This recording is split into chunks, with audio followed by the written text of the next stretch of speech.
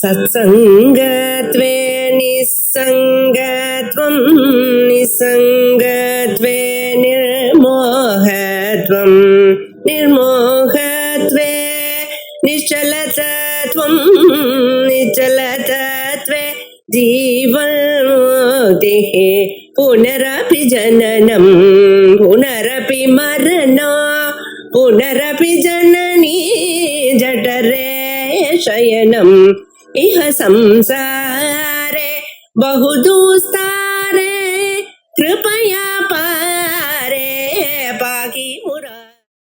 அனுமானத்துக்கும் பரஸ்பரம் விரோதம் இருக்கா இல்லையா இல்லைங்கிற மாதிரி சொல்லிட்டு பிரத்யக்ஷம் சத்தியம்னு சொல்றது, அது சொல்லக்கூடிய சத்தியத்துவங்கிறத இல்லைன்னு அனுமானம் சொல்லல. அனுமானம் என்ன சொல்றதுன்னா அது பரமார்த்தம் இல்லைங்கிறதான். அப்படி சொன்னா இது ரெண்டுக்கும் விரோதம் ஆகாது, விரோதம் இல்லை. அப்ப அவன் கேட்டான், பிரபஞ்சத்துல பாரமார்த்திகத்துவம் இல்லைன்னு அனுமானம் தெரிவிக்கிறதுன்னு சொல்றீங்க, பிரபஞ்சத்துல பாரமார்த்திகத்துவம் உண்டுன்னு பிரசக்தியே எப்படி வருது? அது வராமலே நீ இல்லைன்னு சொன்னா அப்பிரசக்த பிரதிஷேதம்னு வருமே. அதுக்கு சித்திகாரர் பதில் சொன்னார், இல்லையே அப்பிரசக்த பிரதிஷேதம்னு ஒண்ணும் சொல்ல வேண்டியதில்லை, பரோட்சமாக பிரசக்தி வரலாம். பிரத்யக்ஷம் பாரமார்த்திகத்துவத்தை காமிச்சு கொடுக்காட்டாலும் இவன் பரோட்சமாக பிரபஞ்சத்தை பாரமார்த்திகம்னு நம்பலாம். அதனால பிரபஞ்சத்துல பாரமார்த்திகத்துவம் இருக்கு அப்படிங்கிறத ஏதோ ஒரு விதமாக இவன் மனசுல வச்சுட்டு இருக்காங்க. அதை ஸ்ருதி நிஷேதம் பண்றது கிடையாது. அதனால அப்பிரசக்த பிரதிஷேதம்ங்கிறது இங்க இல்லை, பரோட்சமான பிரசக்தி வரலாம் அப்படின்னு சொன்னார். இந்த இடத்துல தரங்கிணிக்காரர் ஒரு பெரிய ஆட்சேபம் பண்றார். இன்னும் கொஞ்சம் சொல்லிடுறேன். இதுக்கு மேல அத்வைத சித்திகாரர் இன்னும் ஒரு வரி சொன்னார். உங்களுக்கு அப்பிரசக்த பிரத்யேதம் அப்பிரசக்த பிரத்யேதம்னு பிரிச்சா சொல்றே, இந்த பிரசக்திங்கிறது என்னத்துக்கு வேணும்? அபாவம் பிரத்யக்ஷமாக தெரியணுமானால் அப்போ அந்த பிரதியோகிக்கு ஆரோபம்ங்கிற ஒரு பிரசக்தி வேணும். சப்த பிரமாணத்துக்கும் அனுமான பிரமாணத்துக்கும் பிரசக்தி வேண்டாம் அப்படிங்கிற மாதிரி ஒரு பந்தி எழுதினார்.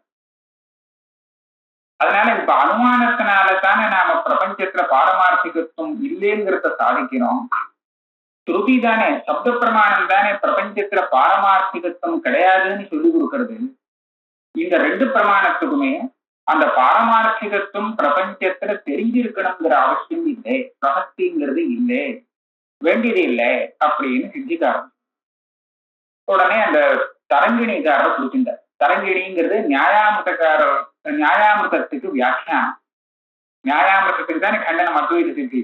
அந்த நியாயாமிருதத்துக்கு வியாக்கியானம், முதல் வியாக்கியானம் வந்தது தரங்கிணிங்க. அவர் என்ன சொல்றார், நீ அப்படி எப்படி சொல்லலாம்? சப்தத்துக்கும் அனுமானத்துக்கும் பிரசக்தி வேண்டியது இல்லை, அபாவத்தை தெரிவிக்கணுமானால் அதுக்கு பிரசக்தி தேவையில்லைன்னு நீங்க எப்படி சொல்லலாம்? இப்படி சொன்னால் பூர்வமீமாம்சா விரோதம் வந்துடும். என்ன பூர்வமீமாம்சா விரோதம் வரும்னு கேட்டா, அந்த உதாரணத்தை நான் கொஞ்சம் விவரணம் பண்ணிட்டு அதை எப்படி பிரம்மானந்தர் சரி பண்ணியிருக்காருங்கிறத சொல்றேன். இந்த தரிசபூர்ணமாச பிரகரணம் சும்மா சொல்லி வைக்கிறேன். தரிசபூர்ணமாச பிரகரணம்னு அங்க ஆஜ்யபாகம்னு 2 யாகங்கள் விதிக்கப்பட்டிருக்கு. ஆஜ்யபாகம்னு பேரு, ரெண்டுமே யாகம். அதை விதானம் பண்ணிட்டு அதோட சேர்ந்து ஒரு 2 வாக்கியம் கூடவே இருக்கு. நசௌ பசௌ கரோதி ந சோமே அத்வரே. பசு யாகத்துல இந்த 2 ஆஜ்யபாகத்தையும் செய்யக்கூடாது. வாக்கியத்திலேருந்து எனக்கு கிடைக்கக்கூடிய அர்த்தம் இது.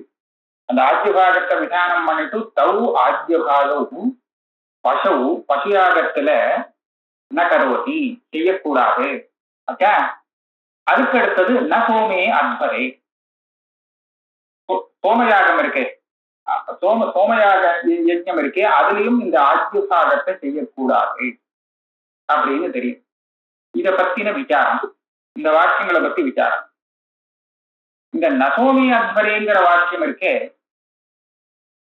இது நிஷேதம் பண்ணி இதை பத்தி முதல்ல விசாரம் பண்ணிடுறார் பூர்வமீமாம்சை. சோமயாகத்துல ஆஜ்யபாகம் செய்யக்கூடாது அப்படின்னு இந்த வாக்கியம் சொல்ல வேண்டிய அவசியம் உண்டா? ஏன்னா சோமயாகத்துல ஆஜ்யபாகம் செய்யணுங்கிறது எந்த பிரமாணத்தால சித்திக்கும்? வாக்கியம் இல்லாமல் ஆஜ்யபாகம் யாராவது செய்யணுங்கிற பிரசக்தி ஏற்படுமோ? சோமயாகத்தையும் ஆஜ்யபாகத்தை விதானம் பண்றதுக்கு வாக்கியமே இல்லாததுனால அங்க ஆஜ்யபாகத்துக்கு பிரசக்தியே இல்லை. அப்படி இருக்கும்போது சோமத்துல ஆஜ்யபாகம் பண்ணக்கூடாது அப்படின்னு சொல்ல வேண்டிய அவசியம் கிடையாது. அதனால இந்த வாக்கியங்கிறது பிராப்தி இல்லாததுனால, பிரசக்தி இல்லாததுனால வெறும் அர்த்தவாதமாகும் அப்படின்னு ஒரு தீர்மானம் பண்ணிட்டேன். பசு நகரோட்டிங்கிறது இருக்கே, இந்த வாக்கியத்தை பத்தியும் பேசியிருக்காங்க. பசுவிலையும் இந்த ஆஜ்யபாகம் பண்ணணும்னு சொல்லி ஒரு வாக்கியம் இல்லை பசுயாக பிரகரணத்திலையும். இது இருக்கிறது தரிசபூர்ண மாசத்துலதான் இருக்கு.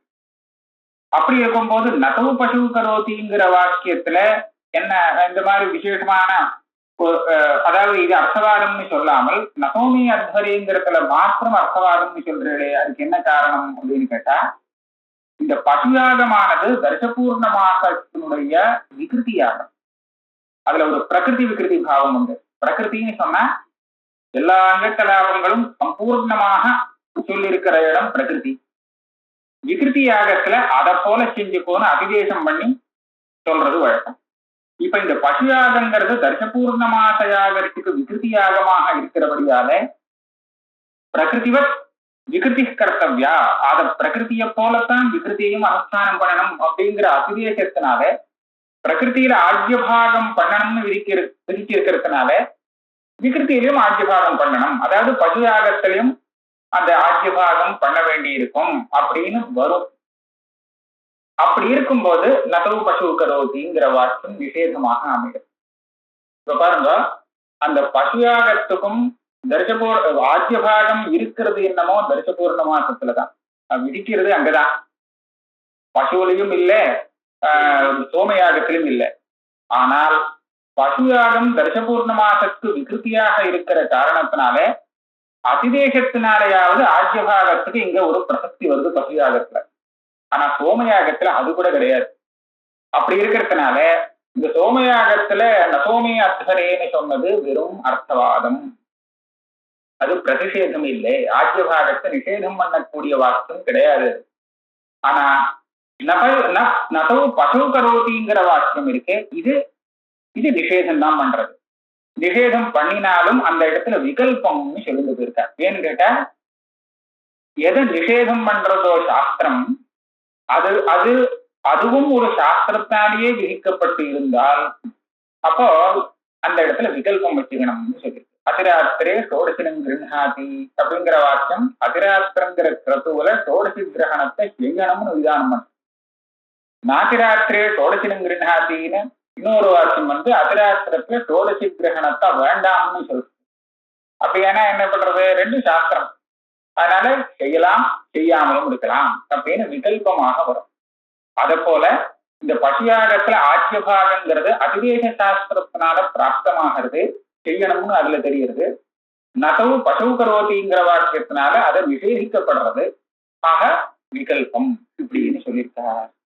இந்த பூர்வமீமாம்சா சாஸ்திரத்துக்கு விரோதம் ஏற்படும்.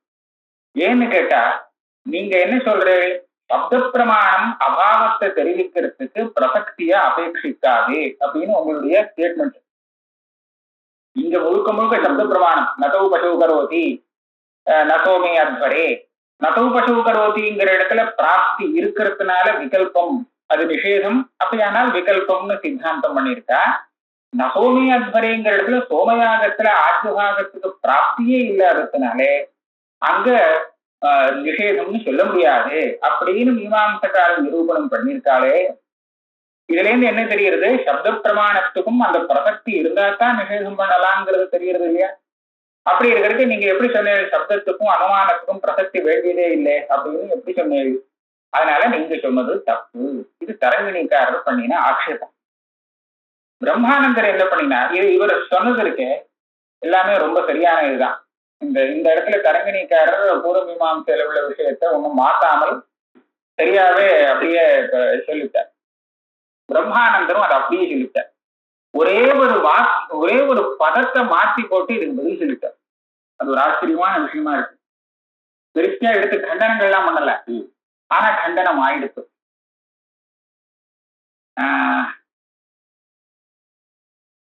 தஸ்மாத் தத்திர அர்த்தவாதத்துவம் இது தசமாஷ்டமே ஸ்திதம். அந்த சொன்ன அதே விஷயம்தான்.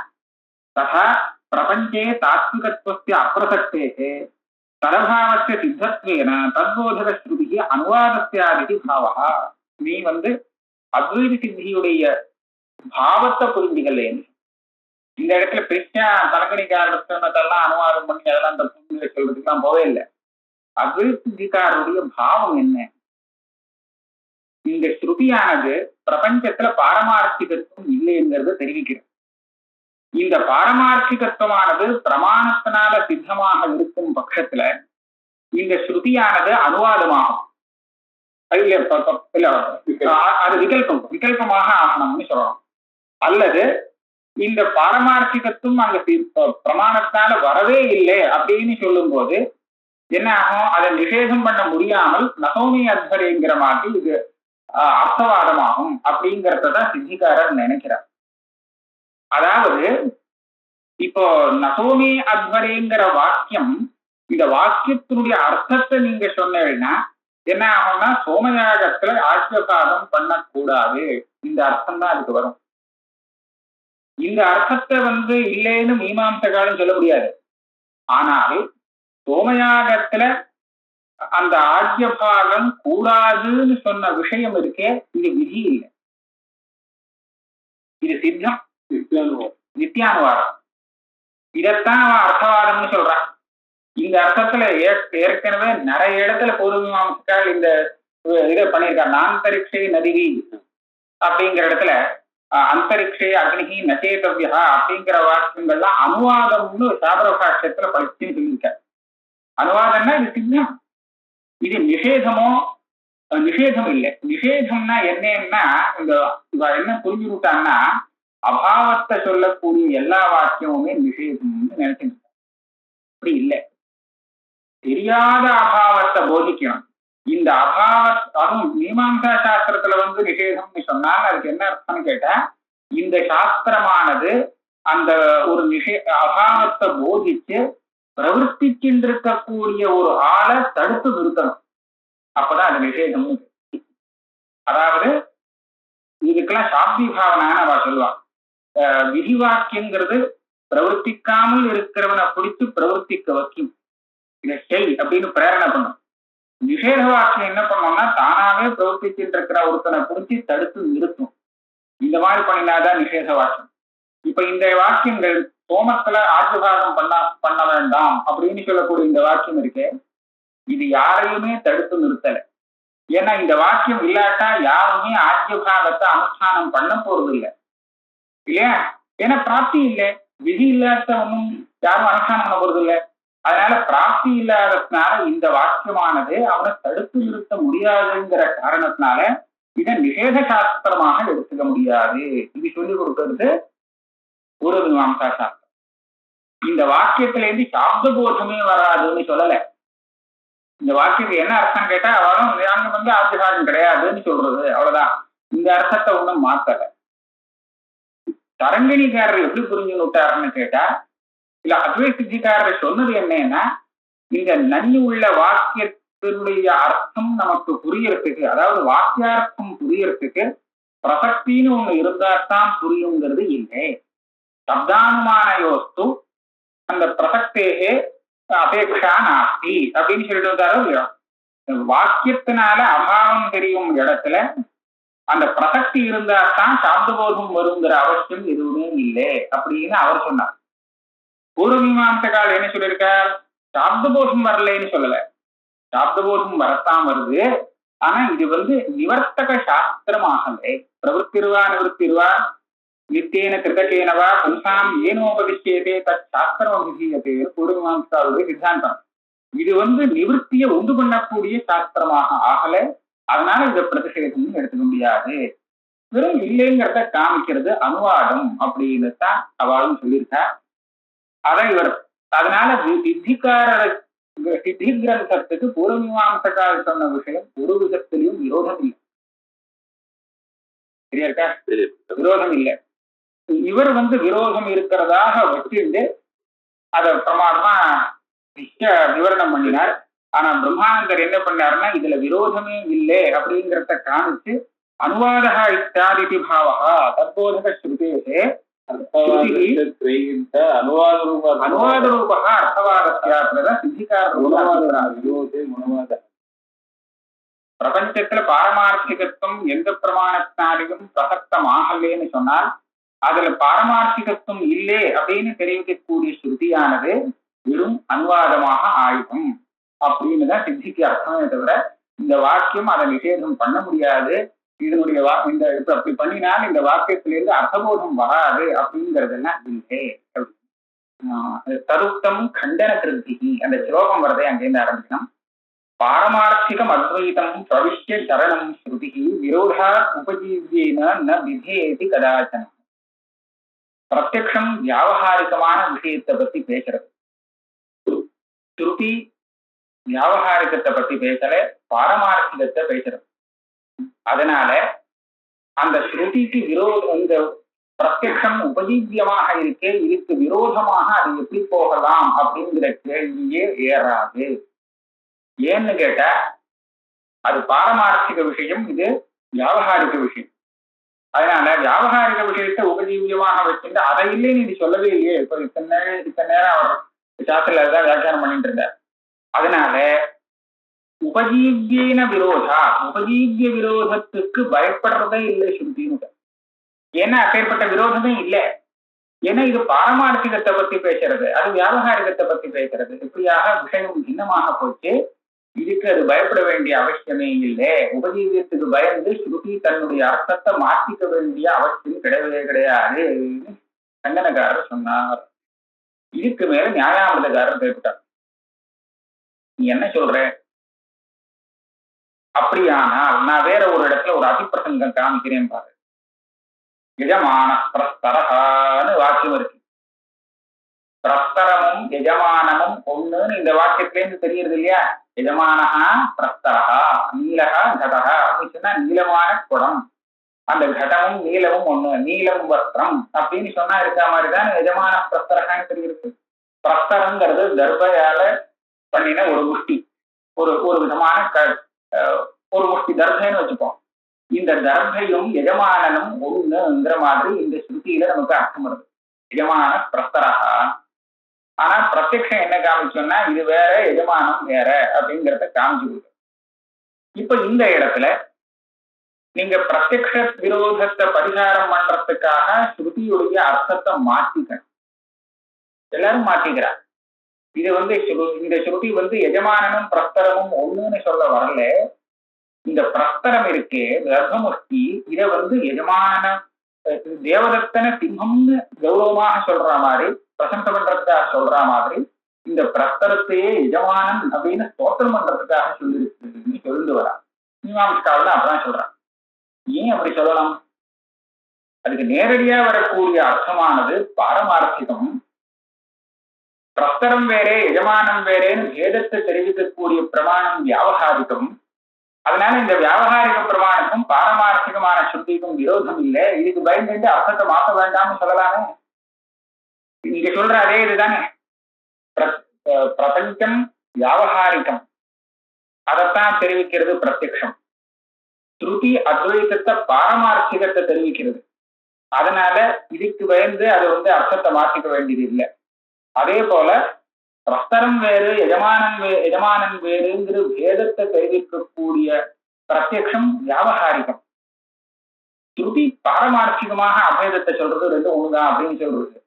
அப்ப இந்த பிரத்யக்ஷத்துக்கு பயந்து அந்த ஸ்ருதிக்கு அர்த்தத்தை மாற்றி வச்சுக்க என்ன காரணம்? நீங்க அர்த்தத்தை மாற்றி வச்சுக்கிறீங்க. பிரஸ்தரத்தை ஸ்தோத்திரம் பண்றதுக்காக வந்தது இது, பிரஸ்தனமும் எஜமானமும் ஒண்ணுன்னு ஸ்ருதிக்கு தாற்பயம் இல்லைன்னு கொண்டு போறேன். ஏன் அப்படி பண்றேன்? அங்கேயும் நான் ஒரு ஸ்லோகம் சொல்லுவேனே, சாத்விக் ஆதித்ய, அதே மாதிரி இன்னொன்னு ஆதித்யோ யூபகா. இதுவும் நிறைய சுத்திகள் எடுத்துருக்காரு. ஆதித்யோ யூபகா எஜமான பிரஸ்தரம். ஆதித்யோ யூபகான்னு சொன்னா அந்த யூபம் பசுவை கட்டுறதுக்கு நெட்டிருக்கக்கூடிய அந்த யூபம் இருக்கு, அதுவும் அந்த ஆதித்யன் சூரியனும் ஒண்ணுதான் அப்படின்னு தெரியுது. ஆனா பிரத்யக்ஷம் என்ன சொல்லுன்னா யூபம் வேற ஆதித்யம் வேறங்கிறது காமிக்கும். இது வியாபகாரிகம், அது பாரமார்த்திகம் சுருக்கி சொல்றது அப்படின்னு சொல்லிட்டு தாராளமா முக்கியார்த்தத்தை சொல்லலாமே, ஏன் மாத்திக்கிறேன்? அவன் சொல்றார், தாத்விக் ஆதித்யதாம் யூபஸ்ய ஆசிரித்ய சரணம் ஸ்ருதி விரோதாதுபஜீவியேன ந விபேதி கதாச்சனா. இந்த உபஜீவி விரோதத்திட்ட பயமே இல்லை இருக்கு, யதேஷ்டமா அதுக்கு அர்த்தம் சொல்லலாம் அப்படின்னு சொல்லலாமே. அது மாத்திரம் இல்லை, இந்த ஸ்ருதி விஷயத்துல பிரத்யக்ஷ இந்த மாதிரி ஒரு ஆபத்து வருதுங்கிறது மாத்திரம் இல்லை, அனுமானத்திலையும் தோஷம். அக்னியானது உஷ்ணமாக இருக்கு அப்படின்னு பிரத்யக்ஷத்தினால தெரியுது.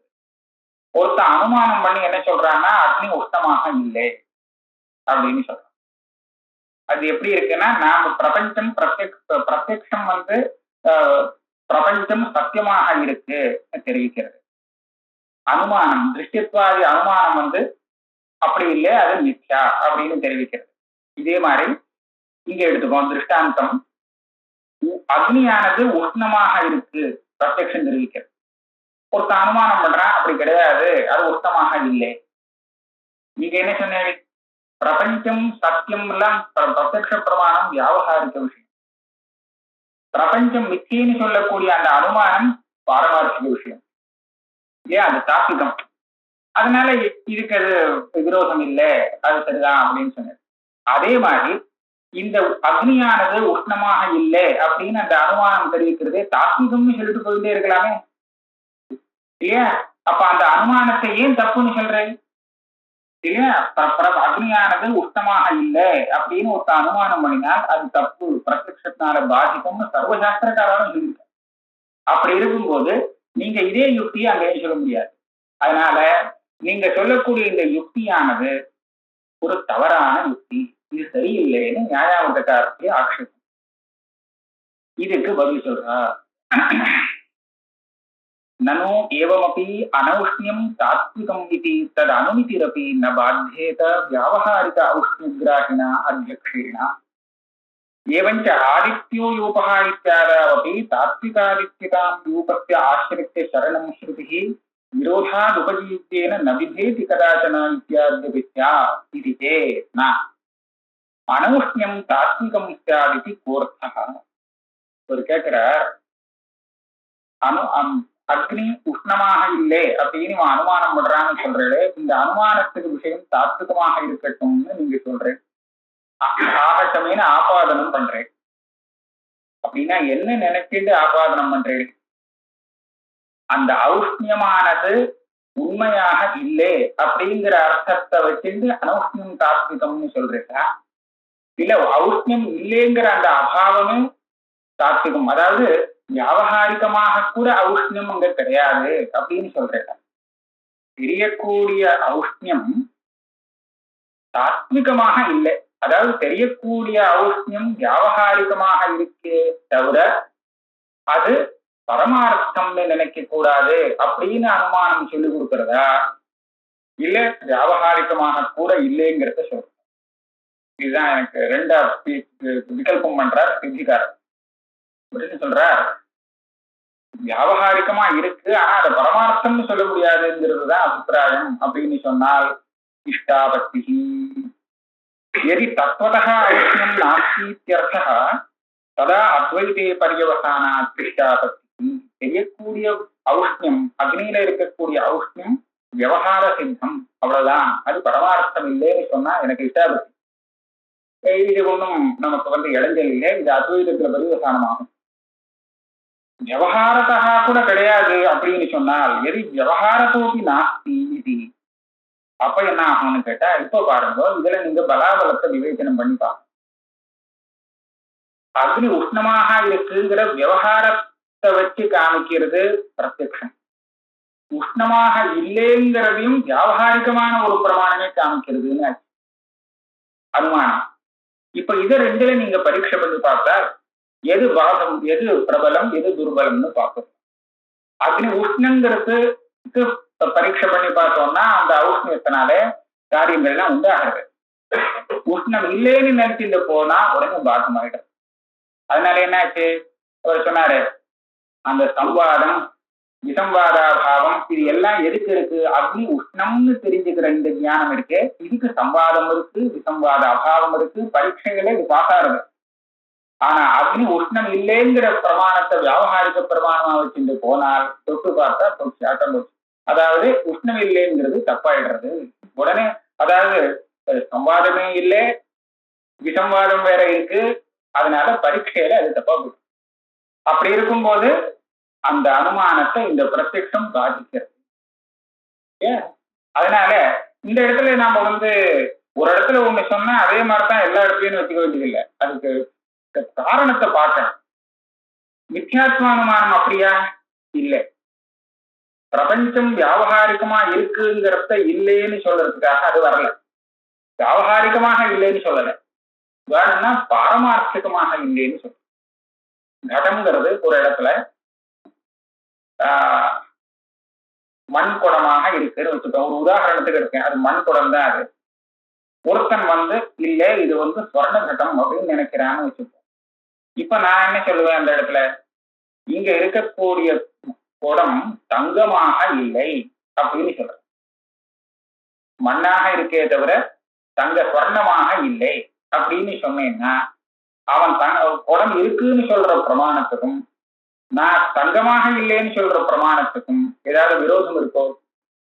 அது எப்படி வியாபகாரிகமாக இருக்கோ அதே ரூபத்துல அதே மாதிரி இல்லைன்னு வியாபகாரிகமாக நான் சொல்ல வந்தேன்னா அப்பதான் விரோதம் வரும்.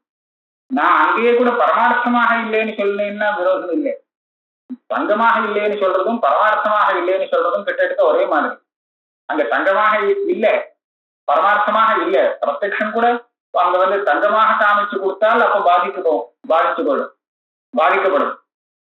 பாரமார்த்திகம்னு பிரத்யக்ஷம் காமிச்சதுன்னு சொன்னா அதுக்கு சாமர்த்தியமே இல்லை.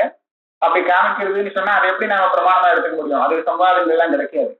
ஆக இந்த மாதிரி விஷயபேதம் சேர்ந்தும் எதி விவகாரத்தோபி நாஸ்தி இது ததா விவகார அபிசம்வாதாதி ரூப பரீட்சிதத்துவ விசிஷ்டம் ஔஷ்ணிய பிரத்யக்ஷம் பாதகமிதி ந அனௌஷ்ணியஸ்ய தாத்விகத்துவ சித்தி ஏதேன சைத்தியானுமானம் வியாக்கியானம்.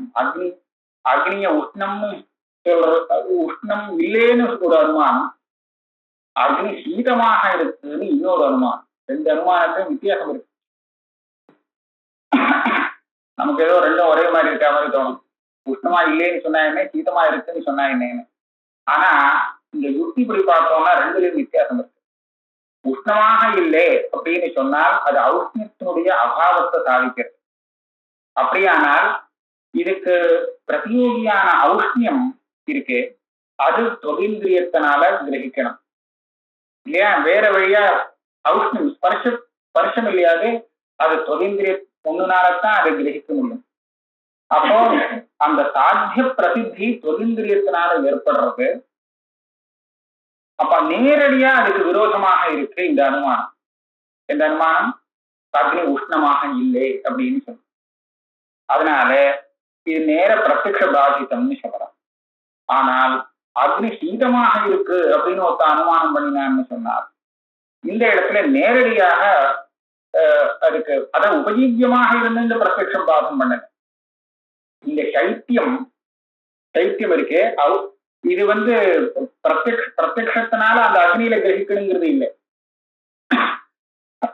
பிரத்யக்ஷம் அங்க இதுக்கு விருத்தமான ஔஷ்ணியத்தை கிரகிக்கிறதுங்கிறத வச்சுட்டே இதை அதை பாதிக்கலாம்.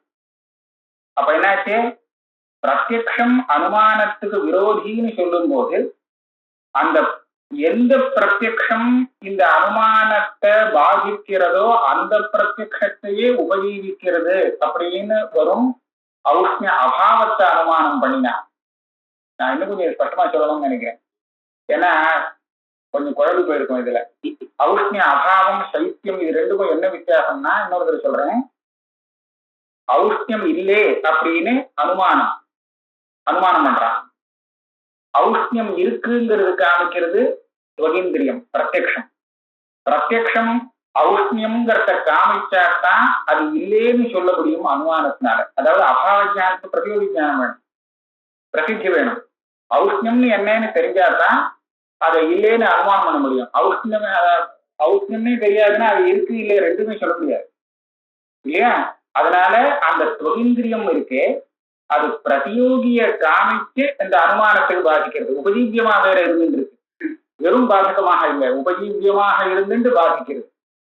ஆனால் அக்னி ஹீதம்னு நான் சாதிச்சேன்னா அப்ப எந்த பிரத்யக்ஷம் பாதிக்கிறது? அக்னி உஷ்ணமாக இருக்குன்னு தெரிவிக்கக்கூடிய பிரத்யக்ஷம் பாதிக்கிறது. இதை ஹீதம்னு தெரிஞ்சுக்கிறதுக்கு அந்த உஷ்ணம்ங்கிற பிரத்யக்ஷம் தேவை.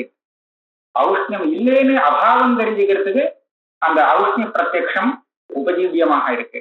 ஆனா ஹீதமாக இருக்குன்னு தெரிஞ்சுக்கிறதுக்கு ஔஷ்ணிய பிரத்யக்ஷம் தேவையில்லை. ஆனா விரோதியாக இருக்கு.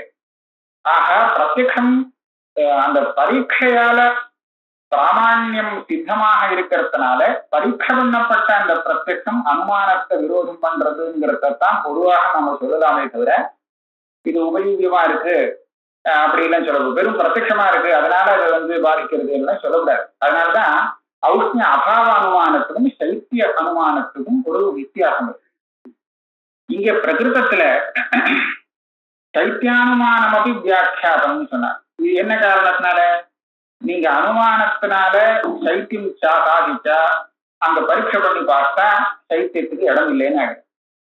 ஆனா ஔஷ்ணிய பிரத்யக்ஷத்துக்கு பரீட்சை பண்ணி பார்த்தா அதனுடைய காரியங்கள்லாம் வருது. அதனால பரீட்சையால அது சித்தமாயிடுறது, சைத்தியம்ங்கிறது சித்திக்கிறது இல்லை. ஆகையால அந்த இடத்துல பிரத்யக்ஷம் அனுமானத்தை பாதிக்கலாம். பொதுவாகவே என்ன நியமம்னா பரீட்சை பண்ணி பார்த்து பிரத்யக்ஷம் பிரமாணம்னு சித்தமாயிடுச்சுன்னா அதுக்கு விரோதமாக அனுமானமோ ஸ்ருதியோ எது வந்தாலும் அதை மாத்திக்க வேண்டியதான், அது தப்பாகும். ஆனால் பரீட்சையால சித்திக்காத அந்த பிரத்யக்ஷம் இருக்கு, இது அனுமானத்தையும் ஸ்ருதியையும் பாதிக்க முடியாது. ஏவம் ஆதித்யூப பேதஸ்ய தத்துவத்தோ விவகாரத்தோ வா நிஷேதே யோக்கியம். ஸ்ருதியும் சேர்த்துட்டேன். ஆதித்யோ யூபா, யூபமும் ஆதித்யமும் ஒண்ணு, பிரஸ்தரமும் எஜமானனும் ஒண்ணு அப்படின்னு சொல்லக்கூடிய இந்த ஸ்ருதி பிரத்யக்ஷத்தினால பாதிக்கப்படுறது. பிரத்யக்ஷத்தினால யூபம் வேற, எஜமானம் ஆதித்யம் வேற. ஆதித்யத்தினால பிரகாசம் கிடைக்கிறது, யூபத்துல பசு பந்தனம் பண்ண முடியும். இந்த ரெண்டு காரியங்களை இதை மாற்றி செய்ய முடியாது இல்லையா? ஆதித்ய இடத்துல பசுபந்தனமோ இந்த யூபத்தினால பிரகாசம் ஏற்படுறதோ முடியாது. அதனால இதெல்லாம் பிரத்யக்ஷ பிரமாணத்தினால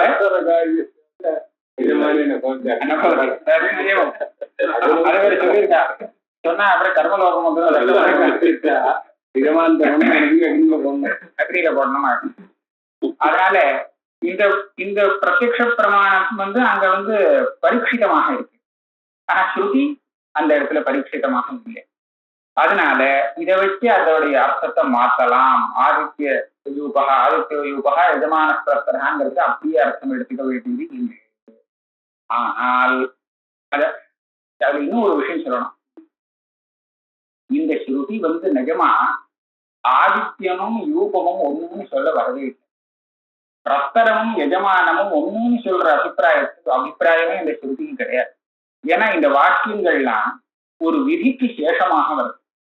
இப்போ யஜமான பிரஸ்தரகான்னு சொன்னா அது உத்தரம் பர்ஹிஷ பிரஸ்தரகம் சாதயதி அப்படிங்கிற இந்த விதிவாக்கியத்துக்கு அர்த்தவாதமாக வருது. அதாவது இந்த பர்ஹிஸ்தனா அந்த குஷங்கள், அந்த குஷங்களை விரிச்சு அதுக்கு மேல உத்தரம்னா மேல மேல அந்த பிரஸ்தரத்தை வைக்கணுமா?